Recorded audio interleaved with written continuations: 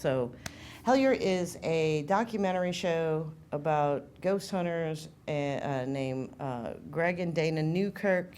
They have a webpage called Week in Weird, and a guy named Carl Pfeiffer who did Spirits of the Stanley Hotel, which I would have been very interested in that because I love that hotel. I love The Shining. It's like my comfort movie. But they were, they met a couple of times and, decided they wanted to like do a project together. And Greg started getting emails from this guy, David Christie, talking about the Kentucky Goblins, how his family was being terrorized by them, that he lived near an abandoned mine in Hellier, Kentucky, and his daughter kept seeing what looked like ugly, bald, naked children playing in the front yard. And like she talked about it, she's like, they weren't wearing any clothes, and like it was just at night. They were playing with like all our toys and stuff, just fucking around. She said they would tap on her window at night and like, because they're like, it's the kids. Can you imagine?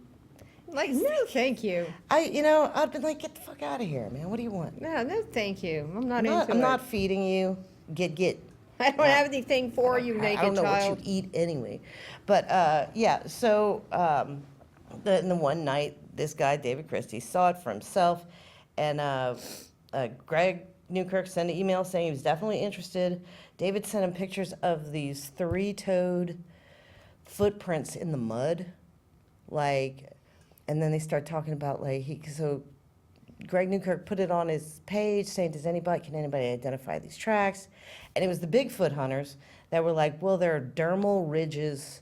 And those are like the little kind of crease lines in the foot, that they're very hard to fake, that there were those. So it seemed like they were like, looks authentic to me, even though that isn't a track of any animal. And they're like, not like that big, so they're short, but they got big feet. Can you imagine having a little pet one? Well, he would ride my cats, Well, it depends on if they're just going to fuck with me or not. Are they going to sit on top of the refrigerator and try to pet me as I walk by? It's too much. I don't know. I'd be like, I'd be like, tin can, just slap the little tin can. Pim, don't do that.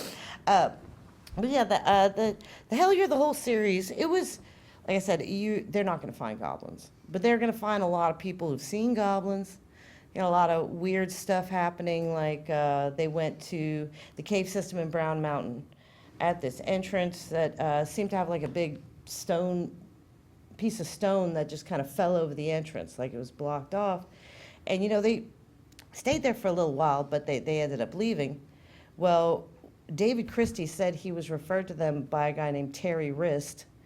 And Terrorist. And so the Newkirks start getting emails from a guy calling himself T-Wrist, saying, why didn't you explore the cave more? Nobody knew they were there. They didn't post any he was video. watching. He had the surveillance, or he was just hiding. How? And so they were very confused by that. And Terrorist sent another email, and it just has these numbers up the side. And they were like, is that a credit card number? What is this? It was the coordinates to the cave they went to. How did that dude know?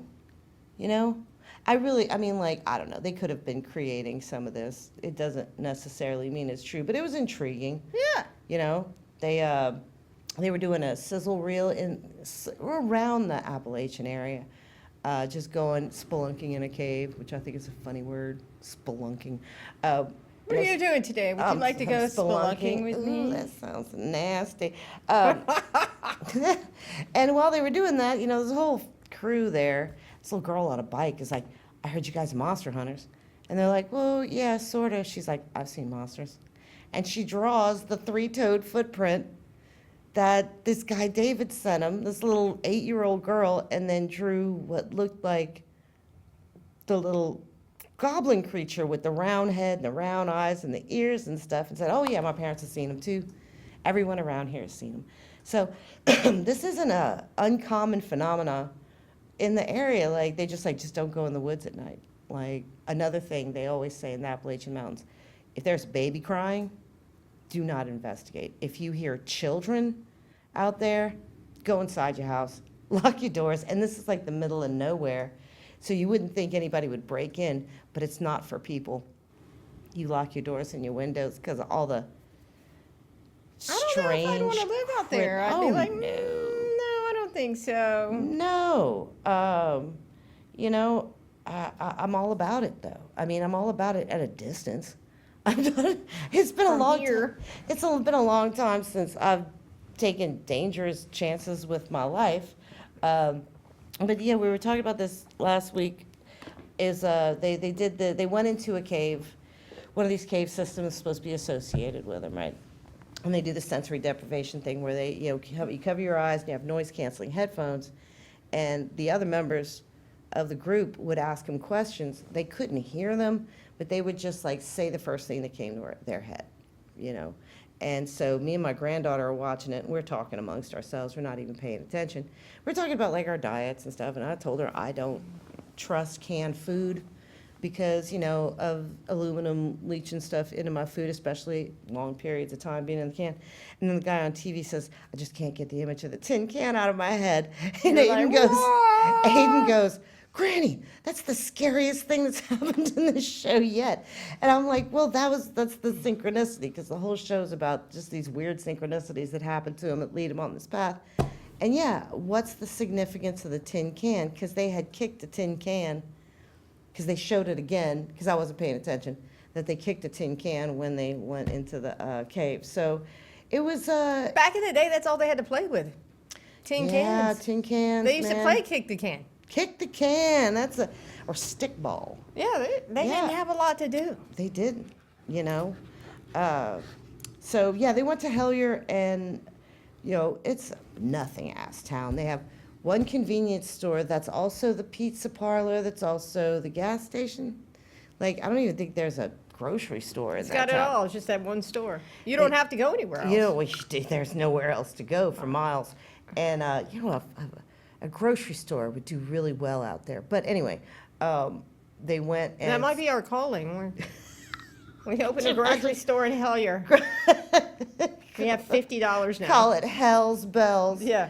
But yeah, they went out to Hellier, and they went to this gas station. They start talking to one person. Well, you know, word travels, because it's a population of like 400 people. Like, there's hardly anybody there. They had like 15 people surrounding their car, telling all their stories about the weird stuff that happens. And it turned out 2 years before, a UFO hovered over Hellier for like hours, and like everyone in the town saw it.